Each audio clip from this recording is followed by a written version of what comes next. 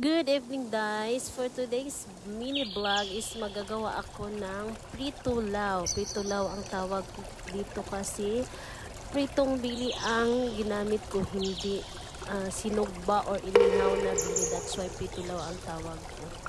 Ang mga sangkap nito ay pipino at saka manggang hilaw. Mas masarap talaga may manggang hilaw guys. And then the malasugi na isda, and then the pitong bili natin at saka mga spices natin na hinalo-halo kanina. Na din ang mga pampalasa like kamatis, onion, and then ginger, paminta, ground pepper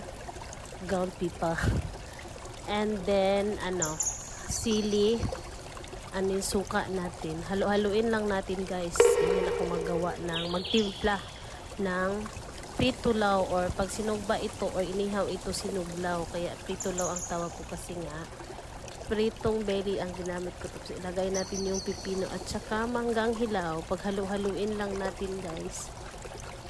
Ganun lang kasimple at ganun lang kadali.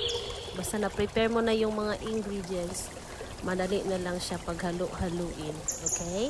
Ato lang na siyang imekos-mekos.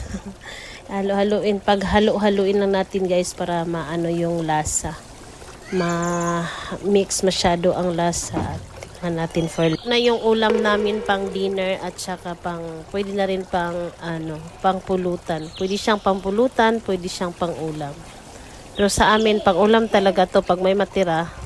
Pang pulutan. Ito na ang ating pritulaw. Kalami anak guys. Sus yummy. Si Kayla yummy. Is that yummy? Huh? Wow. Ayan na.